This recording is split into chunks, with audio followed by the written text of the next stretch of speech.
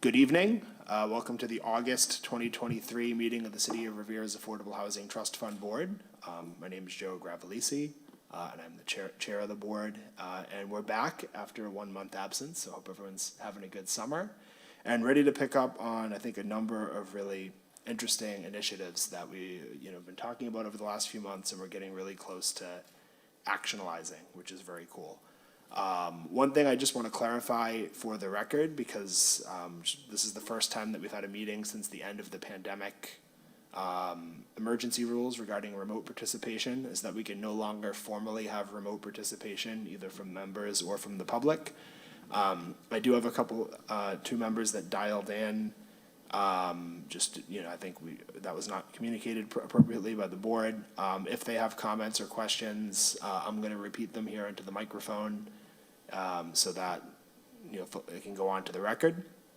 In addition, if any members of the public dial in for public comment, I'll repeat them onto the public record here as well. So, and then moving forward, we won't be able to do remote participation unless there's a change in the law or special circumstances.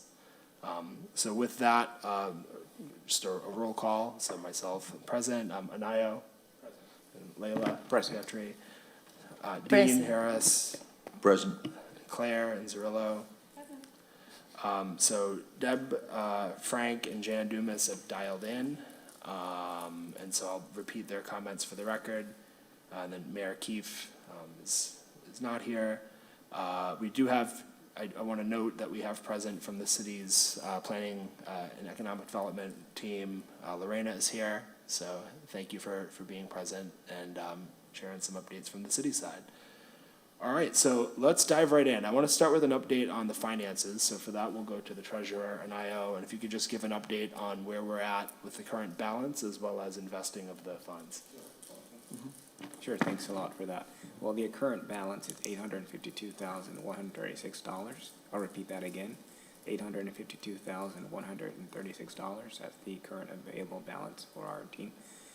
There was some conversation exchanged on August 8th about, initially the question from Tom asked about investing some parts of the monies, and I'll read verbatim what it says here. He's asking a question to Richard Deviske. He's basically asking, is it possible for the Affordable Housing Trust to invest monies? And he's saying, I'm assuming that they're invested in an interest-bearing account. Rich responds by saying the short answer is yes. He's going to work with Kathy on setting up these funds in a separate interest-bearing account. It's followed up. This conversation is followed up, and he's asking Tom's asking specifics as to the interest rate. And what was responded to him by Kathy, again, the city treasurer and collector, she's saying that the separate accounts currently are at 5.54%. And that's where the conversation ends between Tom, Kathy, and Richard. I guess from our conversations, there was an interest in investing some of the monies into these accounts, and I guess as a committee we'll move forward. But that's the conversation they had, and those are the specifics as they are now. Thank you for that. And so what I would ask if you could explore before the next meeting is two things. If the fund that the accounts are, the account that the funds are in is liquid, and that if we activate, and vote to start moving forward with some of the programs that we're doing, would we be able to use those funds, or do they have to be transferred first?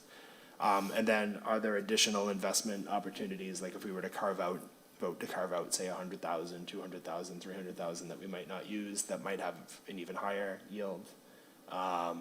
Would be interested in exploring both of those things. So I don't know if we have to look at moving some funds into a certain account and some into another, but if you would have a chance to explore that between now and the next meeting, that would be terrific. And Dean, from your perspective with the Housing Authority, because I know you guys have made some of these investments with CD accounts, have you experienced that issue where the funds might not be liquid, or how does that work? So we've investigated two different ways, because we have different portfolios, federally funded, state funded, and then one through Mass Housing. when we needed, we looked at short-term CDs, and those weren't liquid, but we, set aside a portion of our reserves there and had an ample reserve left in case something happened. But when we found we needed to make sure that funds were liquid, we went into the MMT accounts. But I think those only insured up to like 250,000 on those. So that's something you have to look at, is to make sure that the entity will insure all those funds. But that's kind of how we did it the same way. Thank you for that. So if we could get an update on those things at the next meeting and make a decision on where to put the funds. So thank you for that. Anyone have any other questions or comments on the finances piece before we start getting into the nitty-gritty? All right, sounds good. Okay, so I want to start the first major agenda item. I want to talk about the homeownership program that we've talked about, affordable homeownership program. I think we're getting very close to being able to execute. Two things that I wanted to report back on, one that I'll do, and then another I'll call on Lorena to do. First is a few of us participated in a site visit to Habitat for Humanity's build in Malden. So they're currently in the process of building actually a larger building. It was, I think, 3 stories with, I think, 6 units.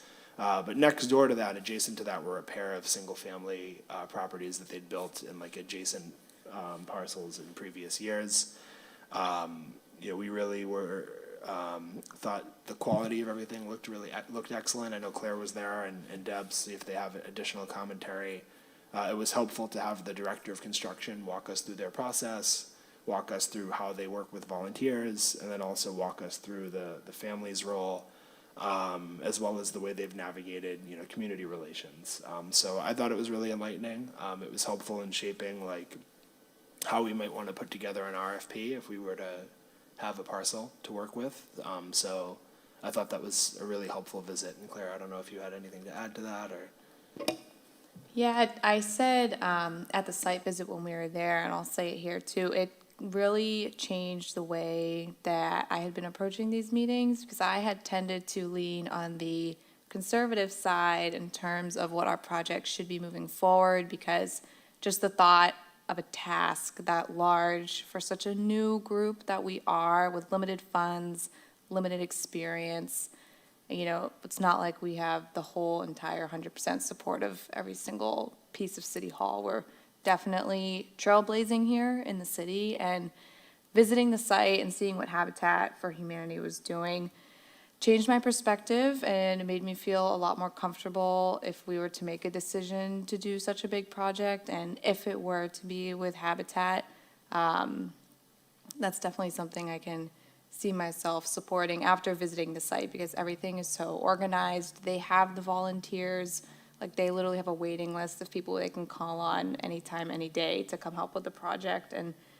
kind of getting that community buy-in, because we know in Revere there's staunch opposition to affordable development and inclusionary zoning and things like that. So I think having the brand recognition, if it were to be Habitat, having that brand recognition is something that would really help here, because I think it eases a lot of people's worries, whether or not they're unfounded or not. I think it would definitely be something I could be excited about that I wasn't so excited about before. Thank you for that. And Deb, I don't know if you had anything to add to that. I know that you're here dialed in, but you were there as well. It was great to have you there.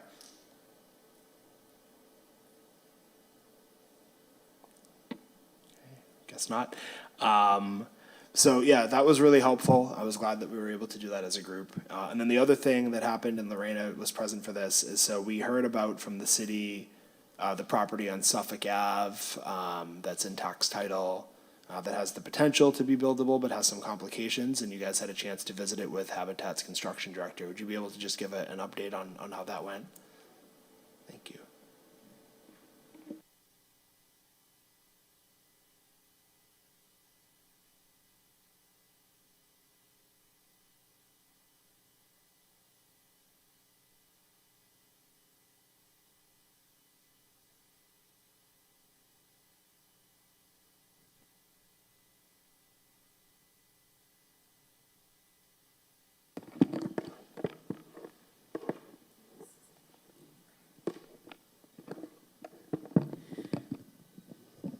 Sorry again, I'll repeat my name for the record. Lorena Scalero, Community Development Planner, mezzanine level. Last week, Jeff, the Director of Construction, and Jim, from the Director of Habitat for Humanity, we visited the 110 Suffolk Ave site, and they thought the site was buildable, and their concerns were mostly about the challenges, the political challenges, abutters facing both sides of the property. Other than that, I think there's agreement that, and there's enthusiasm for building. Anyone have any questions about the site visits before I kind of get to my recommendation of how we proceed and we can discuss from there? So here's kind of my thoughts on where we're at after the site visits and after the conversations that we've had. So in order to do an RFP process, where any, entity that's interested in developing the property as affordable housing, first, we would need to have the property conveyed to the trust via the city council. That request would have to come from the city, from the planning and community development team. We can make a formal request for that to happen. It doesn't lock us into specific parameters for what the RFP should say. We'd still be able to, work on that and, what the various parameters would be that we'd want to put in. I would recommend, and, the government moves at different speeds at different times, so this doesn't necessarily mean that it would happen, before our next meeting, but I would be grateful if we would consider voting to ask the planning and community development team to ask the city council to convey us that property. At that point, if for some reason we decide that the obstacles to building are too much that we can't go, then we sell it if we had it conveyed, and we'd be able to use it for other purposes, or we can hold on to it until other opportunities present themselves, or we can put together an RFP and we can spend time for the next meeting crafting like what that RFP would look like and what parameters we want as part of it. So that's my recommendation. I wanted to see if anyone has any thoughts or any objections, or if we'd be willing to go on record with that. Sure, that's an exciting opportunity to vote on it. However, unfortunately, I wasn't able to attend. Is there any additional information that you could share with us so that we can learn a little bit more about the site and the challenges in there? Yeah, so I know we went into this a bit. Lorena, do you want to just talk a little bit about the site, just kind of as a recap of where it is and some Sure, of the... I can send you the Patriot Properties characteristics of the site. It's a site that's a little bit over 6,000 square feet. It's in the RB district, so the most you can build with the existing zoning is a 2-family. Although this project could turn into a 2 townhouses or 1 townhouse, depending on. Yeah, so I'd say, it's good to look at something where we'd be starting small anyway, when we think about where we're at positionally and financially. And then, I don't know if you had additional information to share, I can talk about a little bit about what I've heard in our conversations, but yeah. I have nothing else. Okay, so basically, the issues with it that were discussed last time, and I wasn't on the site visit, so I want to make sure that I'm accurately conveying, so let me know if I'm not. But because it's been vacant for a while, the parcel, folks are parking their cars there or using it as a turnaround on the street, and so there just would need to be some work with the abutters to get buy-in, in order to move forward with the project. Even though I think legally it would be allowable. Regardless, you'd want to make sure that you do it, in a way that engages with the community and engages with neighbors and gets folks buy-in. I think once folks, if we put together a quality RFP and get a quality partner for a project like this and look at a modest, single family or 2 townhouses type project, I think there'll be a lot of buy-in and enthusiasm for it. When it's a home ownership opportunity, folks that are going to be invested in the community, I see that as being a positive thing that people will support, but I think we should go through the process. And if we get objections and challenges and issues, then we work with that and go from there. That's kind of my thoughts on the matter. So I'm guessing the process would be what we're gonna make a motion for the planning department to convey the land to the trust. The trust would then issue an RFP. Now, the RFP would be to convey the land to another entity, or for that entity to be a partner with us, where we have some end game, where, you know, to assure that there's affordability built into the deed restriction, or however we decide to do it. Is that? So we could craft the RFP however we want, but I think in theory, the vision would be to put together something that fits the parameters where an organization would come in and build a homeownership project, you know, 1 to 2 families, depending on what we decide makes sense after community engagement. That I would say 80% AMI would be my recommendation, but we can discuss or debate that. I think that you know, just makes the most sense as a starting point with you know, for Revere, current Revere residents. So that would be the way I think we'd want to craft the RFP, and then we could talk through the technical details, but we would want to have a partner that, you know, when I think about what we frankly can't do, right, what we can't do, I think at this point in our infancy in existence is like project manage, hold a mortgage. I don't think we can do that. So we would want to put that as part of the RFP, that we would want an entity that would do that. And then in terms of any financial obligation to us, that is something that either we could put into the RFP, or we could say, have entities build on it, and then we figure that piece out after. I think, you know, either one is a viable option. Right, for right now, I think the only thing we need to do that's concrete is to ask to start the, you know, because it has to go before the city council. So to ask the planning department to put it before the city council to convey that particular piece of property to the trust. So then I'd make a motion that the trust request that the planning department put in front of the city council that they convey the parcel at 110 Suffolk Ave to the Affordable Housing Trust. Do I hear a second? Second. All in favor? Opposed? Yes. Yeah. Awesome. Awesome, I hear- thank you. I hear no opposed, is that right? Great. Fantastic. So I'll formally write that up and submit it to Tom and Lorena, and then they can move forward to the council. And then when it goes before the council, if folks from the trust want to go to that meeting to speak to it, that would be terrific. Like I said, the concrete details moving forward are things that we'll have to hammer out, and that'll probably be workshop sessions that we have on top of our regular meetings on putting together the RFP, you know, in conjunction with the city. I can tell you what I'm thinking, and I'd love to hear people's thoughts. Well, I already talked a little bit about like 1 to 2, you know, townhouses or a single family house, 80% AMI, a home ownership opportunity, and then I think in terms of the finances of it, I would say, you know, what we've heard is that it's about $250,000 per unit right now for nonprofits in the space like Habitat, but also others to do these projects.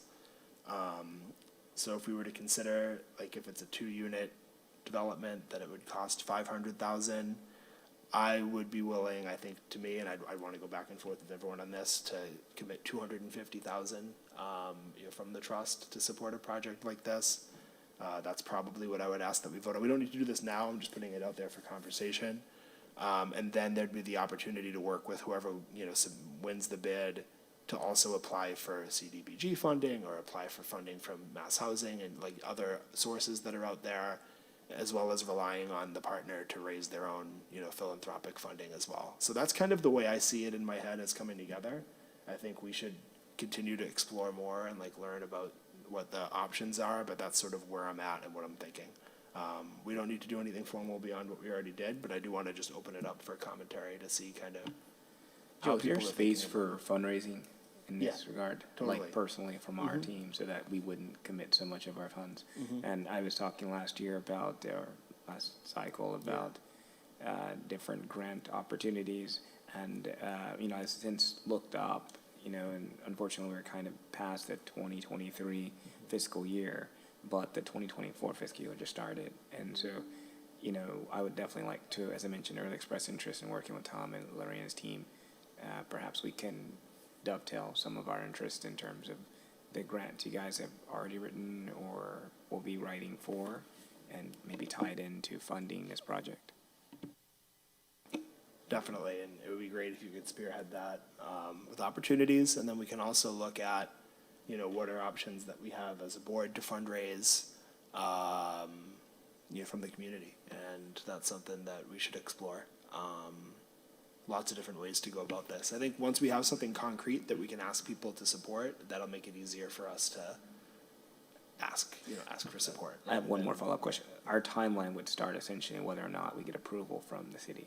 Yeah, so, I mean, at that point, if the city council were to approve conveyance of the property, it would be ours to do with what we want. You know, we'd still have the opportunity to decide what we would want the timeline to be. I personally, my preference would be to move relatively quickly, you know, not with haste, but, you know, with efficiency, so that we can activate. You know, I think we've been around for 9 months now or something, so I think, you know, we're kind of able to move. Claire?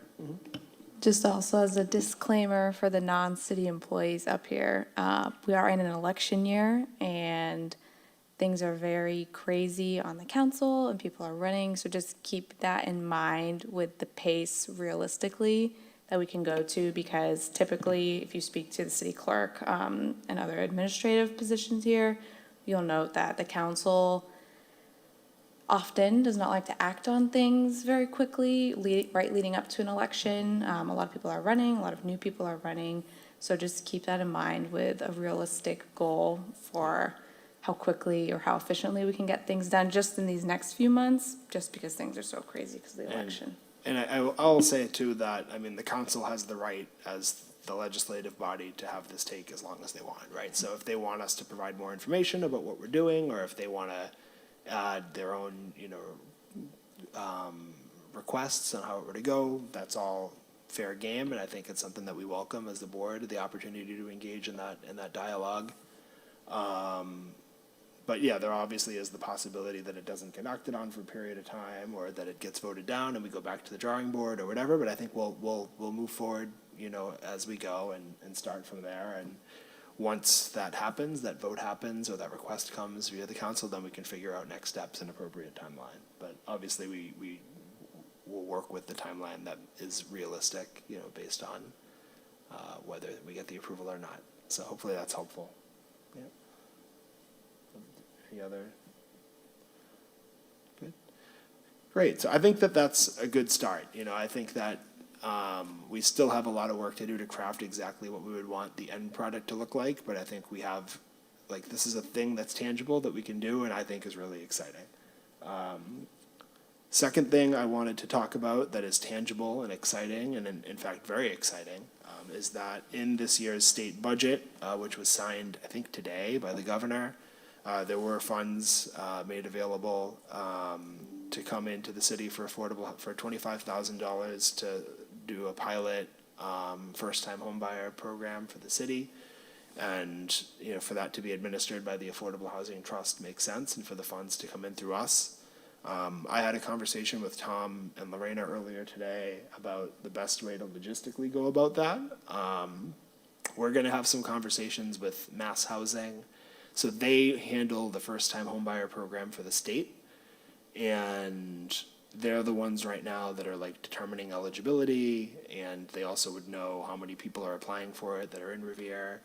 What would make the most sense, I think, logistically, would be if they'd be willing to just do the eligibility screening like for us, so that we don't have to add a second layer of bureaucracy to the process. But that if it's a Revere resident, and I think I would suggest defining that as like 5 years of residency, buying in Revere as a first-time home buyer, that they'd be eligible for an additional like $5,000 first-time home buyer support on top of what they get from the state. The other thing that we could do, and that's obviously up to all of us collectively, is we could vote to buttress those state funds with some additional funds of our own to make it go a little further. Before I would suggest an amount, I want to hear from Mass Housing about like how many people in Revere per year or like per month fit that definition anyway. You know, if we find out that it's 12 people a year, you know, that fit that definition, well, maybe we could plan on trying to match the amount that would be necessary to support all of those, like if it was the same amount over a year. If we find out that 300 people a year meet the guidelines, we're obviously not going to be able to fund all of that, but we could figure out what's an appropriate number that we could fund that's a piece, and we could discuss whether we would do it like first come, first serve, or do it as a lottery of all that are eligible in a given period of time. But that's where that stands. So first, I just wanted to share the update about the funding, but then if folks have feedback on how they would want to administer the program, I'd be happy to hear, what folks think. Okay. So next steps there will be, we'll talk about, we'll talk to Mass Housing, we'll get a sense of how that's administered. At a bare minimum, which is great, and we're grateful to the, for the state delegation for this, is to be able to have the $25,000 to pilot, to start it off, to see if it's helpful, to see if folks apply for it. And that'll be able to provide just a little bit of assistance to folks that are, making that down payment. Tangential to this, like related to it, but not the same, but still something that I would love to discuss, is Dean, pre-meeting, we were discussing a sufficiency program that the Revere Housing Authority has for its tenants, and would love to hear about that and maybe how our trust might be able to dovetail off of that. Well, it's funny because it all seems to come together as I'm sitting here. In the beginning, I had a tough time during our first meetings, visioning how it would operate and how it would work. And it seems to all kind of flow together right now. So the City of Revere, or the Revere Housing Authority, rather, has a family self-sufficiency program that's offered to people in the Section 8 program. Traditionally, when people improve their lives, get new jobs, things like that, their portion of the rent, of the payment towards the rent, increases. When they're in this program, that increase doesn't go into housing, it goes into an escrow account for them. And so when, instead of their rental portion going up, they get to save that money. And after 5 years, if they hit their goals, they get to keep all that money in the escrow account. There's also a home ownership tie into that, where people are allowed to use their vouchers towards mortgage payments. And it's substantial. So a two-bedroom voucher is around $2,600. A three-bedroom is around $3,200 right now. As I'm sitting here listening, I'm saying the last person, I think, on our program had to buy a house in Worcester because there was nothing around here that was affordable. But if we contribute, and all of a sudden you have this lot out there that's building 2 affordable units, there may be, and not just from our program, but from other programs, people that are looking to buy affordable housing. They have the means now, they get the mortgage, they can pay back the trust with those mortgages, or pay back the other entities. The down payment assistance sometimes can be tough, because sometimes you have people in good paying jobs right now, and so they're nervous about continuing to move up, but they stay in a job that pays really well.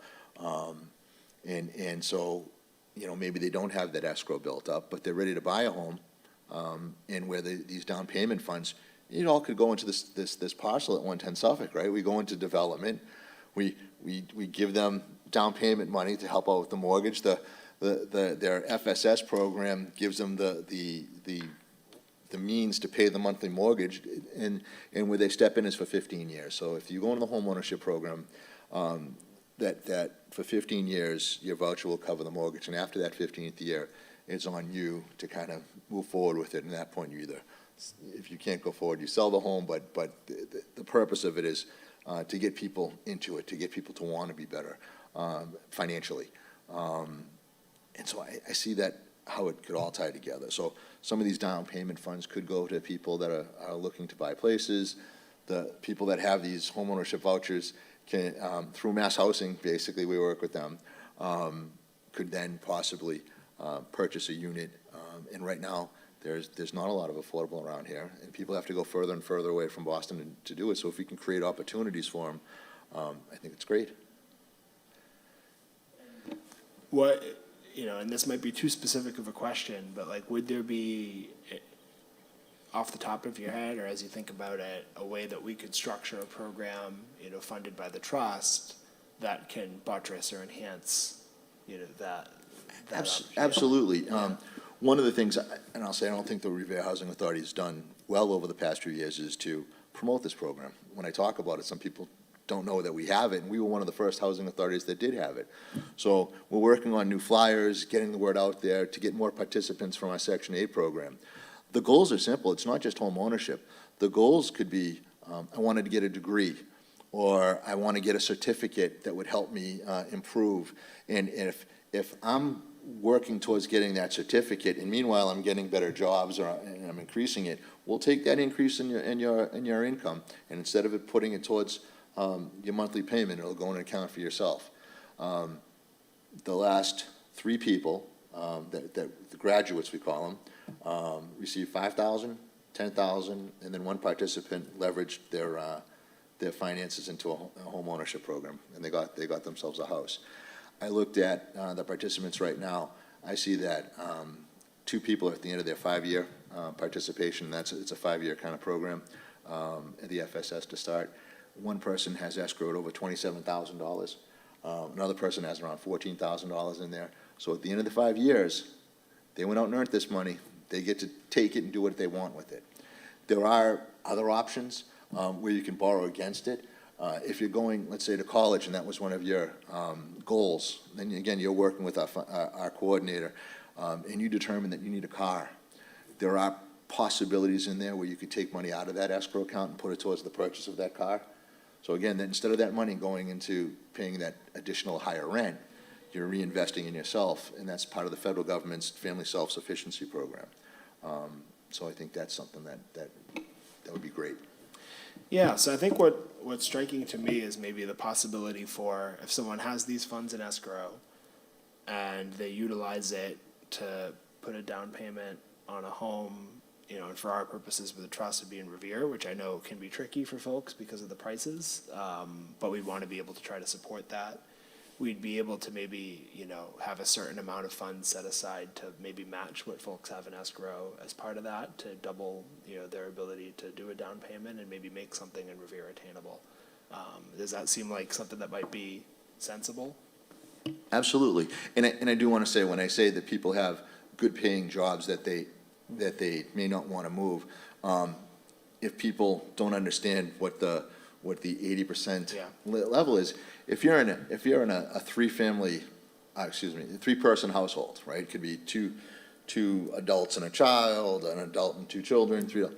If you're making around $100,000 a year, let's say you're the sole breadwinner, you're deemed affordable. You're at that 80% AMI that you're talking about. Yeah. So there may be somebody, maybe people out there that have $100,000 a year jobs that aren't, I don't want to move up or can't move up, because that's a good paying job and they don't want to lose it. So they may not have the escrow built up, but they may need down payment assistance. And usually through the mass housing programs, the down payments that they're looking for, I think, are around 3% as opposed to the 5% traditionally. Yep. So on a $300,000 home, that's $9,000 instead of $15,000. Right. The mass housing is the 5% for the first-time home buyers, the 5% the down payment So right it's, now. so it's, even on the affordable programs, it's definitely 5%? Yeah, if you qualify, yes, the 5%. So this is helpful. I think there's the possibility to do something with the folks that have funds in escrow, or to do something with folks that they don't have funds in escrow because of that, but they may be, seeking. Now, obviously, those folks would be eligible for the program that we're already doing, that we're putting together, and I think the best thing that we could do is just make sure that that's communicated to folks, that that's available, and that could be done through a partnership with the housing authority, that for at least X amount, depending on how much we allocate to the program, if you're a Revere resident, which folks that are in the housing authority are, and you're looking to buy in Revere, there's the opportunity to have an additional $5,000 in assistance, which can be the difference between having, the funds for the down payment or not. I think that we can do that, especially the people in the program. We can send out flyers and opportunities to. The new flyers, because they weren't handing out flyers before, we now put these in with every recertification package and every new lease up annually. But as a rule that people are on the program and they're eligible for the home ownership program, we can just blast them. Hey, here's an opportunity. If you're interested, contact whoever we're going to use it at Mass Housing or however we're going to do that. And we can go that way and make sure that they're vetted and there's no conflict with us. It's not really us that's approving it, it's Mass Housing that's approving it. That's really helpful. So I think next steps on this would be, A, once we get the program established, after our conversations with Mass Housing, marketing it to folks in the Housing Authority, and then B, if the Housing Authority has a proposal or a request that could come to the trust, which I know is a full kind of board decision and not a you decision, but so you all can figure out how that goes. Exactly. I hope I'm speaking for everyone, I think we would certainly entertain, a proposal of how we could enhance or support that escrow program for folks that are, achieving their goals and improving their income. In my own professional life, in the affordable housing space, that is a challenge that we see every day, is folks that feel that tension of, right now, the eligibility for the housing services they receive is based on being extremely low income, below even 60% of AMI, and they receive support to further their careers, like to get a certificate program or go into a job training program, but feel that if they do that and go above that income level, then all of a sudden they lose that lifeboat. And that's not a great incentive structure, obviously, but if it was a way to smooth that and to give people that sort of lifeboat and assistance as their income increases, so that they have the incentive to do that, that's something that we should definitely, look into and want to do. So I appreciate your perspective on that, seeing it, from the Housing Authority side. Any other questions about, I guess, synergy with the Housing Authority as opportunities for us moving forward? Riviera's offering that, like other cities, about the first-time home buyers course, or right now, no? We don't have a first-time homebuyers course at this time. However, our self-sufficiency expert is taking a course right now to be certified in counseling people in buying homes and saving money. And we are in conversations with Compass Working Capital. They help people with finances, and they've been right now working with the Boston Housing Authority and the Cambridge Housing Authority because they're big, but I'm working on trying to get them to help us a little bit more than just basic services. Yeah, and I think what strikes me and what would be great, and maybe this is something to bring, and I could bring it to a Housing Authority board meeting if you think that would be sensible, is if there's a way for, like the Revere Housing Authority to work with the bigger ones, Boston and Cambridge, but then also the trust could be a piece of it, to put together like an online class for, for first-time home buyer, like workshop, but it wouldn't have to be fully funded or run by a small entity like us, but it could be in conjunction with a few neighboring entities, and we could all chip in a small amount of money and make it available to a wider pool of people. I think that would be a cool idea, and that can dovetail nicely off of what we're trying to do. I could say quickly for Layla, when we visited Habitat's site, their president of the North Shore region, he mentioned that when they do pick families for the homes, they have to complete a course where they learn how to organize their mortgage, yard work, utilities, basic maintenance of the home, and financials too. So it's a good idea. And that's something that I would imagine we would include in the RFP if we were to do a homeownership program, is them offering either themselves or with funding support for folks to enter a homeownership workshop, a first-time home buyer program. So good questions, good follow-ups. I have one quick question to circle back to the first-time home buyers assistance program. Is this the same program called the down payment towards equity that was passed? Essentially, I'm reading here, it says the down payment toward equity provides eligible first-time home buyers $25,000 cash for down payment on homes, housing assistance, closing costs, etc. This was initiated August 2nd, 2023. This was at a federal level? Is that sort of?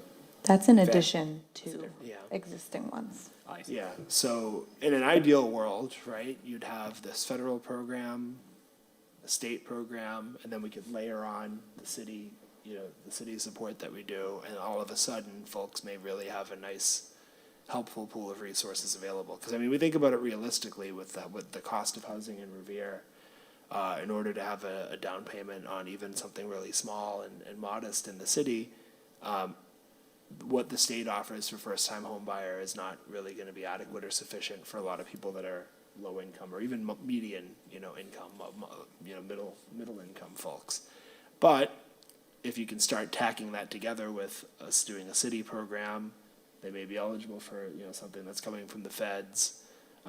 Maybe we are even able to enhance the city program someday if we continue to, get more grants and funding. Then you're talking about a really meaningful pot of money that could be available to folks that can increase the amount of people that have access to what is the inventory that is for sale in Revere. And that's one of the things that to kind of pivot back to when we started talking about the mission and goals of the trust.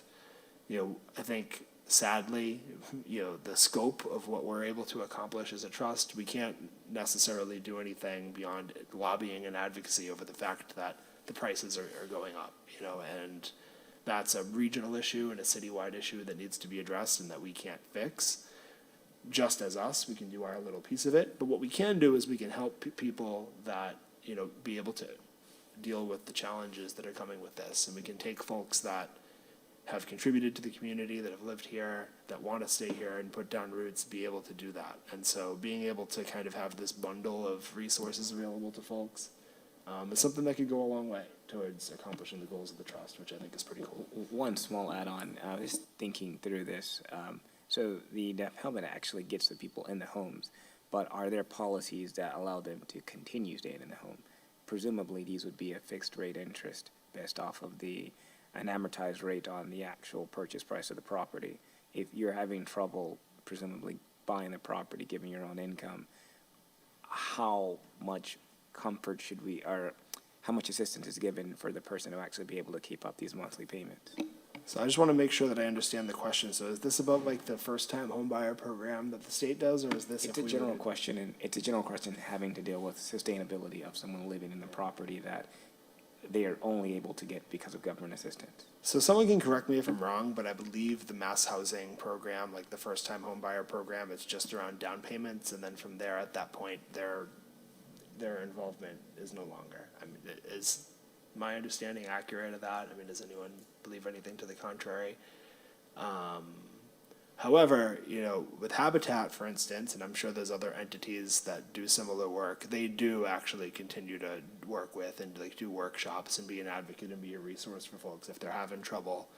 Help them figure out how to navigate that, or work with them on if there's a temporary hardship, lowering payments for a certain period of time. And that's the value of maybe working with an entity, if we were to do an RFP process that has experience managing these sorts of things, is that they have the sort of history of like long-term sustainability, that's the goal. There's a lot of agencies that can point to some really strong success rates, not just Habitat. I won't, one I work for I can point to, I won't say, but we have a 97% sustainability rate where like when folks move into permanent housing out of our program, we check back in with them after a period of time, and 97% remain housed. And that would be part of like, if we were to do a home ownership program or an assistance program, we'd want to make sure to properly vet, the agencies that would be bid and be interested, to make sure that they have a history of that long-term sustainability, because obviously that's the goal. Any other questions, comments about that? So those were the main items for the agenda. I think, does anyone have any other items that they had on their mind or things they wanted to bring up for future consideration? No? So, yeah. I have a fun fact Okay. for the class today. All right. So at work today, I received a call just from a member of the public, and this is all public record because I work for the city. And they said, "Hey, I'm just wondering about your inclusionary zoning policy in the city." I said, "We don't have one, actually." And he said, "Well, what about the 12%, at 60% AMI, all that?"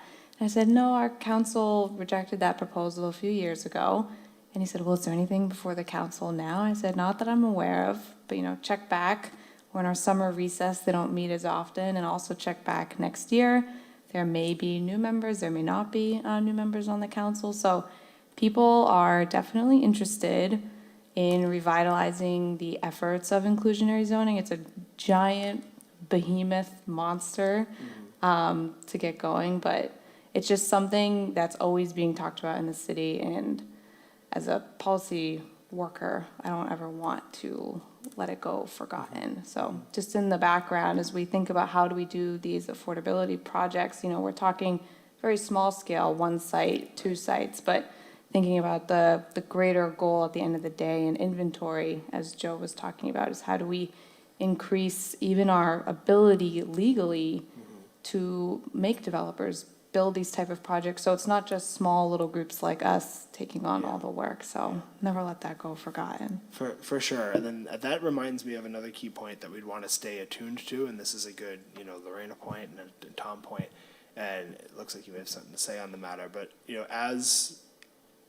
I don't think there's any sort of like mega projects that are pending at the moment, the way there have been historically, like with Suffolk Downs and like with the Shaws, where there were, but in the future, there will be some parcel that gets redeveloped, and I think we'd want to make sure that we'd have a seat at the table when we talk about mitigation and like an agreement where even if there's not a formal inclusionary zoning policy, that there'd be some funds that go into affordable housing as part of it. I think that's definitely something the city should prioritize.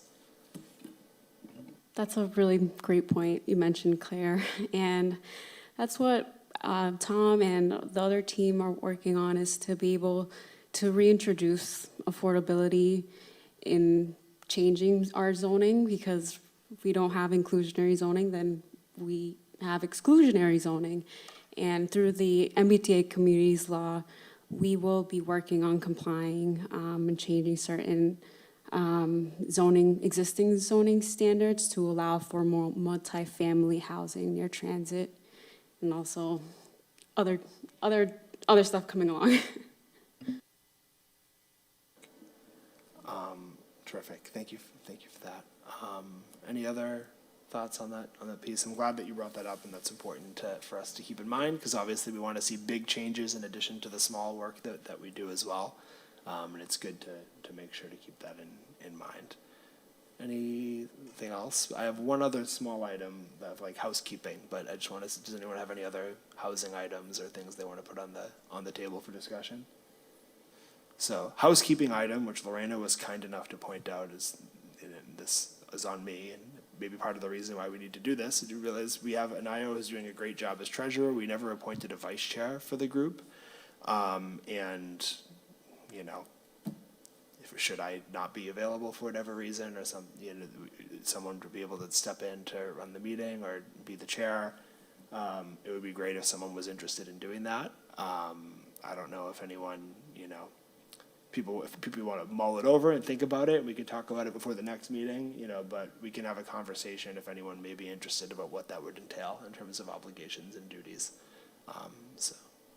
Can I say Claire would be outstanding? I'm here anyways, yeah. so Would be outstanding. I agree too. I just didn't want to volunteer you without you saying I could it. feel the eyes. Yeah. Okay.